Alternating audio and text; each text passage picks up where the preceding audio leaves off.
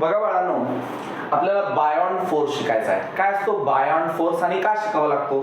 तुम्हाला 10वीच्या वर्गामध्ये एक कन्सेप्ट दिलेली आहे की कुठलीही वस्तू एका सेम हाईटवरनं वेगवेगळ्या मासची वस्तू जर आपण रिलीज जर केली तर ती ग्राउंडवर पोहोचताना सेम टायमिंग वरती पोहोचणार.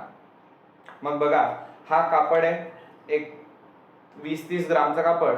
मी याला हाईट वरून घेतलं, दुसऱ्या हाईट वरती पेन घेतला, दोघांना सोबत सोडलं. मला नक्की इथं ऑब्झर्व होतोय की माझा जो पेन होता तो फास्ट लवकर गेला, पण तो कापड काही गेला नाही. नेक्स्ट, यासोबत आपण दुसरंही उदाहरण बघू शकतो. जसं की हा पेज, ह्या पेजचं वजन काहीतरी एक 5 ग्राम असेल आणि माझ्या हातातला पेन ह्याचं पण एक काहीतरी वजन आहे. जर मी या दोघांना जर सेम टायमिंग वरती जर रिलीज केलं तर नक्कीच हा पेपर खाली येताना थोडासा हळूवार येणार. यासोबतच मी जर ह्या पेपराला असं नॉर्मली असं पूर्णपणे खोलून जर टाकलं तर त्याला पडण्याचे त्याचे चान्सेस, तो फ्लोट करतो म्हणून वेळ लागेल. आणि ह्याच पेपरला जर मी पूर्णपणे जर चुरगाळलं, त्याचं सगळं मास एका जागी कॉन्सन्ट्रेट केलं ॲज अ पार्टिकल म्हणून, तर नक्कीच याची खाली येण्याची जी ऍक्सलेरेशन ड्यू टू ग्रॅव्हिटी आहे, जी स्पीड असणार आहे ती नक्कीच वाढलेली दिसणार. पण 10वी मध्ये दिलेल्या इक्वेशन नुसार आपल्याला असं समजून घ्यायचंय, तिथे असं बघायचंय की ही जी होणारी जी मोशन आहे, ही जे ऍक्सलरेशन होतंय यामध्ये फरक पडत नाही, मास इंडिपेंडंट राहतो. म्हणजे काय, तर जर व्हॅक्यूम मध्ये मला आणि ह्या पेपरला दोघांना पण एकाच हाईट वरनं जर रिलीज केलं तर आम्ही दोघंही खाली येताना सेम ऍक्सलरेशन येणार आणि सेम टायमिंगला आम्ही दोघंही ग्राउंड सरफेसला टच करणार. मग या कन्सेप्ट समजून घेताना गरज काय पडते? पहिली गरज पडते, तुम्हाला कळायला हवं की ऍटमॉस्फिअर आणि व्हॅक्यूम मध्ये फरक असतो. ऍटमॉस्फिअर मध्ये एअर पार्टिकल्स असतात जे की ह्या कागदाच्या ह्या मोशनला कुठेतरी विरोध करतात, माझ्याही मोशनला विरोध करतात, या पेनाच्या मोशनला विरोध करतात. पण व्हॅक्यूम मध्ये कुठल्याही प्रकारचं पार्टिकल नेचर नसतं, त्यामुळे तिथे कुठल्याही प्रकारचा विरोध तिथे घडून येत नाही.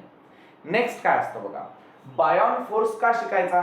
मग ज्या वेळेस हा पेपर मी पूर्णपणे दुमडून टाकला त्यावेळेस त्या फोर्स, या पेपरवरती पडणारा जो फोर्स होता बघा, एक ग्रॅव्हिटी जो त्या पेपरला खाली ओढतोय आणि एक बायॉन्ड फोर्स आहे बाळांनो, जो त्या पेपरला रेजिस्ट करतोय खाली येण्यापासून. कुठल्याही बॉडीवरती एक अपवर्ड जो फोर्स पडतो त्याला म्हणतात बायॉन्ड फोर्स. त्यासाठी मी अजून एक उदाहरण देणार तुम्हाला. बघा, हा रायटिंग पॅड, मी जर पाण्यामध्ये हा रायटिंग पॅड असा व्हर्टिकली जर टाकला तर व्हर्टिकली हा पॅड टाकल्यामुळं तो पाण्यामध्ये पूर्णपणे डुबून जाईल. पण मी त्या पॅडला असं व्हर्टिकली टाकण्याऐवजी मी जर त्याला असं हॉरिझॉन्टली जर टाकलं, मॅक्झिमम सरफेस एरिया मी जर पाण्यामध्ये जर ठेवला तर काय होईल? नक्कीच ह्या पॅडचे तरंगण्याचे म्हणजे फ्लोट करण्याचे चान्सेस जास्त असेल. म्हणजे काय, तर या सरफेस एरियावर डिपेंड करतंय की पॅड हा बुडणार की तरंगणार. मग ह्या पॅड वरती सुद्धा पाण्यामध्ये जो अपवर्ड फोर्स पडतोय, वरच्या दिशेनं फोर्स पडतोय, त्याच फोर्सला आपण म्हणणार बायॉन्ड फोर्स.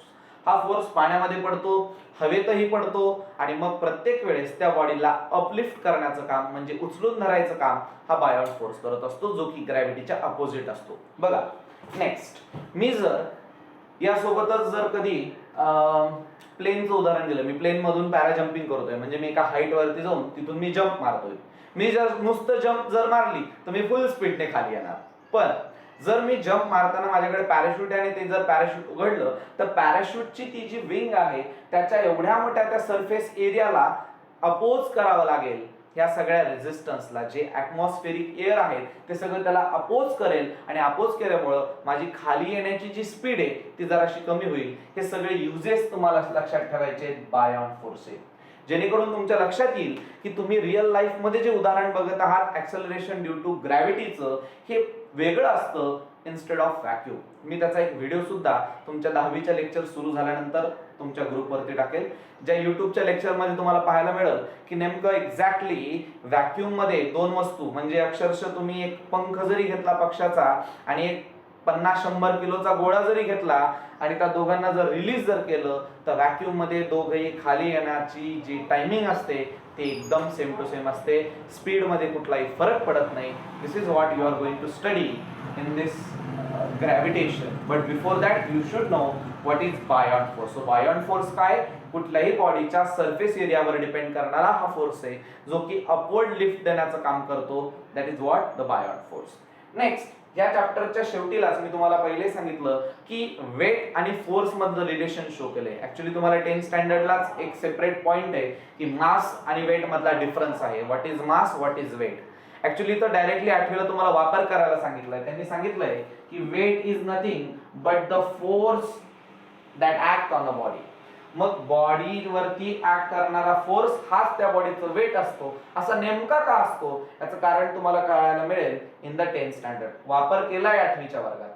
अक्षरशः 8वीच्या वर्गामध्ये बॉडीचा असणारा मास आणि ऍक्सेलरेशन ड्यू टू ग्रॅव्हिटी यांचा सुद्धा गुणाकार करून दाखवलाय. हा जो जी आहे बाळांनो, हा आपण ग्रॅव्हिटेशनल मध्ये म्हणजे ग्रॅव्हिटेशन नावाच्या 10वीच्या चॅप्टर मध्ये शिकणार आहे, जो की 8वीला आणि 9वीला तुम्हाला सरळ सरळ वापरण्यात आलेला आहे. This is acceleration due to gravity, जी तुम्हाला शिकायची आहे.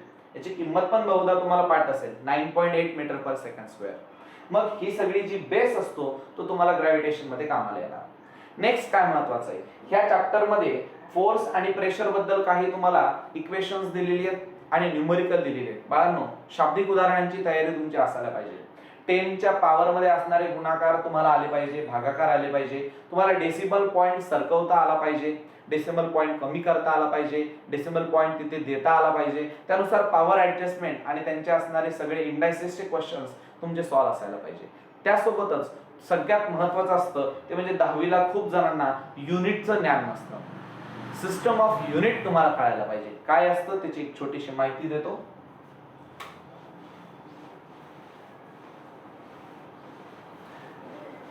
बघा बाळांनो, प्रत्येक वेळेस जेव्हा पण मी बोर्ड रफ करायला चाललो, तुम्ही तुमची स्क्रीन पॉज करून जर तुम्हाला बोर्डावरती कुठलीही महत्त्वाची माहिती जर वाटत असेल तर ती माहिती तुम्ही तिथे नोट डाऊन करू शकता. यासोबतच मी ज्या वेळेस तुमच्या ग्रुपवरती हे व्हिडिओ पोस्ट करत असतो त्यावेळेस मी तिथे एक PDF सुद्धा देणार, जी की माझे हँड रिटन नोट्स असेल ह्या सगळ्या पॉइंटला समजून घेण्यासाठी.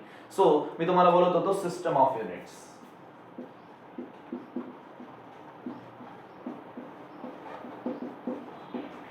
युनिट्सचे सिस्टम असतात. बघा, युनिट्स काय तर एका क्वांटिटीला मेजर करण्यासाठी गरजेचं असणारं ते असतं युनिट. क्वांटिटी काय असते तर मोशनचा स्टडी करण्यासाठी ज्या फिजिकल फेनॉमेनॉन आपण ध्यानात घेतो त्या सगळ्यांना म्हणतात क्वांटिटी. ज्याचा की एक क्वांटिटेटिव्ह स्टडी करता येतो, म्हणजे त्याला मोजमाप करता येते. मोशन बद्दल डिस्क्रिप्टिव्ह माहिती मिळते. नेमकं मोशन कशाबद्दल झाली, कशाची झाली, केवढी झाली हे माहिती मिळते, ती असती क्वांटिटी. आणि क्वांटिटीला जर मेजर करायचं, त्याचं जर मोजमाप करायचं तर गरजेचा असतो तो म्हणजे युनिट. या युनिटचे सिस्टम असतात. सिस्टम 3 प्रकारचे आहेत. एक असतो MKS सिस्टम, दुसरा CGS सिस्टम आणि तिसरा असतो SI सिस्टम. हे तीनही सिस्टम ऑफ युनिट जे असतात ह्यांच्यासाठी काही डेप्थ माहिती तुम्हाला इथं गरजेची नसणार. फक्त लक्षात ठेवायचं की सगळ्यात पहिलं जो मी युनिट असतं ते मी वापरत असतो कधी पण लेंथ बद्दल, दुसरं युनिट बोलतात मास बद्दल, तर तिसरं युनिट असतं टाइम बद्दल. आपण मोस्टली मेकॅनिक्स म्हणजे स्टडी ऑफ मोशन्स जेव्हा करायला जातो बाळांनो, 11वी 12वीला तुम्हाला फिजिक्सचे हे पार्ट पडणार आहे, त्यावेळेस नेहमी लक्षात ठेवावं लागतं की खूप सारे मेकॅनिक्स हे लेंथ, मास आणि टाइम याच्याबद्दलच डिपेंडंट असतं. मग लेंथचं unit M for metre, K for kilogram, S for second. CGS unit मध्ये लेंथचं युनिट सेंटीमीटर, मासचं युनिट ग्राम आणि टाइमचं युनिट सेकंद. हा जो SI आहे हा एक फ्रेंच शब्द आहे, ला सिस्टीम इंटरनॅशनल ऑफ युनिट असा त्याचा अर्थ आहे. पण मग त्याला इंग्लिश मध्ये म्हणतात international system of unit.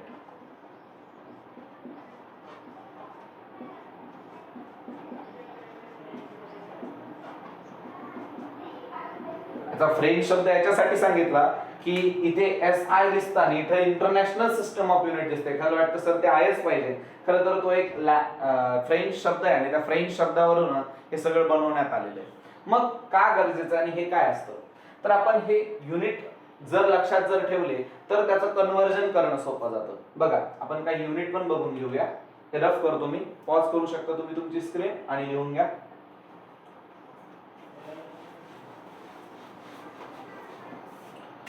So MKS आणि CGS ह्या दोन मेन सिस्टम बद्दल बघू. मास, त्यानंतर तुमच्या गरजेचं आणि ओळखीचं असतं लेंथ, त्यानंतर असतं लेंथ वरती डिपेंडंट असतो एरिया, मग व्हॉल्यूम, त्यासोबतच मास आणि व्हॉल्यूम जर कळला तर तुम्हाला सांगता येते मटेरियलची डेन्सिटी. तुम्हाला जर मास सांगता आला, त्यानंतर टाइम सांगता आला, त्यानंतर लेंथ सांगता येते, तर यावरूनच तुम्हाला 9th स्टँडर्डला ऍक्सेलरेशन, व्हेलॉसिटी, डिस्प्लेसमेंट, डिस्टन्स अशा सुद्धा क्वांटिटी असतात. मग मोस्टली तुमच्या ओळखीच्या ह्या ज्या क्वांटिटी आपण त्यांच्याबद्दल लिहूया. मासचं MKS युनिट असतं किलोग्राम. किलोग्रामचा के लक्षात ठेवा, तो नेहमी स्मॉल असतो. कॅपिटल के हे टेम्परेचरचं SI युनिट आहे, ज्याला आपण केल्विन म्हणतो, म्हणून लक्षात ठेवायचं के हा किलोग्रामचा स्मॉल लिहायचा. किलोमीटरचा सुद्धा के हा नेहमी स्मॉल लिहायचा. CGS युनिट मध्ये ग्राम असतं. लेंथ मास झाल्यानंतर लेंथ MKS सिस्टम मध्ये मीटर, CGS सिस्टम मध्ये सेंटीमीटर. एरिया, एरिया काय, तर जर आपण एक जर क्यूब जर घेतला, स्क्वेअर जर घेतला, तर त्याचं युनिट काय असतं बघा. त्याचं युनिट त्याच्या फॉर्म्युल्यावर डिपेंड करणार, म्हणजे length into height, length into breadth, मग that is your metre square. याच्यामध्ये सेंटीमीटर स्क्वेअर. व्हॉल्यूम मध्ये बघा मीटरचा cube, length into breadth into height. That is all about the mensuration chapter. तुम्ही 9th स्टँडर्डला मेन्सुरेशन बघणार, ज्याच्यामध्ये तुम्हाला वेगवेगळ्या जॉमेट्रिकल शेप्स दिलेल्या आहेत आणि त्यांचा एरिया आणि व्हॉल्यूम काढायला सांगितलेलं आहे. सिमिलरली CGS युनिट त्याचं येणार क्युबिक सेंटीमीटर. त्यानंतर डेन्सिटी बघा, डेन्सिटी काय असतं 8th स्टँडर्डला तुम्हाला डेन्सिटी दिलंय. What is density? Density D is equals to M/V, mass upon volume. डेन्सिटीला अजून एक चिन्ह आहे famous, that is rho. Rho नावाचं एक चिन्ह तुम्हाला पाहायला मिळेल, मास अपॉन व्हॉल्यूम. सो मासचं युनिट असतं किलोग्राम आणि व्हॉल्यूमचं युनिट असतं क्युबिक मीटर. तिकडे येतं ग्राम पर क्युबिक सेंटीमीटर. ही युनिट्स तुम्हाला लक्षात असायला पाहिजे. बरं, त्यात आता मजेदारपणा, व्हॉल्यूम जर आपण घेतलं तर व्हॉल्यूम आपण मोस्टली घेत असतो in the litre and millilitre. बघा, व्हॉल्यूम आपण लिटर अँड मिलीलिटर मध्ये घेतो, पण इथं मी घेताना क्युबिक मीटर आणि क्युबिक सेंटीमीटर मध्ये घेतलंय. हे युनिट कन्व्हर्जन पण थोडंसं महत्वाचं आहे. काय महत्वाचं आहे बघा, जर 1 लिटर जर तुम्हाला व्हॉल्यूम घ्यायचं तर ते एक असतं 1 DM क्यूब. 1 मिलीलिटर जर घ्यायचं तर ते असतं 1 क्युबिक सेंटीमीटर. मग आता खूप जणांना आपल्याला माहिती आहे 1 लिटर म्हणजे 1000 ml असतं, म्हणून 1 DM क्यूब म्हणजे किती असणार 1000 cubic centimetre. Similarly 1 cubic metre म्हणजे काय असतं तर 1000 लिटर एवढं असतं. That is 10⁻³ cubic. हे कन्व्हर्जन फॅक्टर्स तुमच्या डोक्यात असायला हवे. तुम्हाला कळलं पाहिजे की मिलीलिटर काय असतं, त्यानंतर लिटर काय असतं, क्युबिक सेंटीमीटर काय आहे, क्युबिक मीटर काय, हे सगळे युनिट्स तुम्हाला गरजेचे आहेत टू कॅल्क्युलेट न्यूमेरिकल्स. न्यूमेरिकल्स दिल्यानंतर त्यांना सॉल्व्ह करणं, त्या सगळ्या मेजरमेंट्स करण्यासाठी तुम्हाला युनिट आणि त्यांचे कन्व्हर्जन फॅक्टर सुद्धा माहिती पाहिजे. म्हणजे 1 किलोग्राम म्हणजे किती ग्राम येणार, 1 मीटर म्हणजे किती सेंटीमीटर येणार, या छोट्या छोट्या माहिती असल्याशिवाय तुम्हाला 10वीचे चॅप्टर सोपे जाणार नाही. जेव्हा जेव्हा वेळ लागेल तेव्हा त्या त्या प्रकारचे बेसिक्स तुम्हाला प्रोव्हाइड करण्याचं माझं मेन काम, माझं मेन उद्देश ह्या व्हिडिओ मधून दर्शवलेलं आहे. तर तुम्ही याला नोट डाऊन करून घ्या. ओके,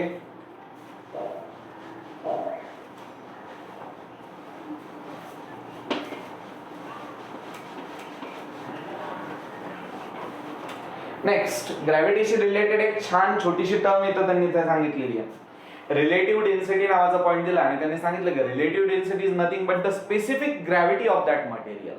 मग specific gravity it is also related with the gravity. ग्रॅव्हिटीचं रिलेशन डेन्सिटी सोबत जे मांडलेलं आहे हे तुम्हाला पुढे NTSCच्या एक्झामला कामाला येईल. बाळांनो, हे सगळे बेसिक्स का गरजेचे आहेत, तर या बेसिक्स मधून तुम्हाला 10th स्टँडर्डच नाही तर त्याच्याशी रिलेटेड कॉम्पिटिटिव्ह एक्झामची तयारी करायची, NTSC सारख्या पेपरची तयारी करायची. बघा, बोर्डाचा पेपर एक वेळेस कॅन्सल होतोय, पण तुमचं जे नेमकं लेव्हॅलिटी आहे, म्हणजे लेवल तुम्हाला दर्शवायची, स्वतः किती प्रकारचं तुमचं नॉलेज आहे ते दर्शवण्यासाठी तुम्हाला NTSC national talent search examination सारख्या पेपरला देणं गरजेचं आहे. त्यासाठी प्रत्येक चॅप्टरचा 8-9 स्टँडर्ड पासूनचा तुमचा स्टडी छान असायला पाहिजे. पुढे आपण ग्रॅव्हिटेशन बद्दलचं असणारं जे डेप्थ होतं ते 8 स्टँडर्डचे असणारे सगळे बेसिक्स पाहिले. आता आपण 9 स्टँडर्ड मध्ये कुठल्या कुठल्या प्रकारचे कन्सेप्ट लपलेले आहेत त्याचा अभ्यास करूया पुढच्या व्हिडिओमध्ये.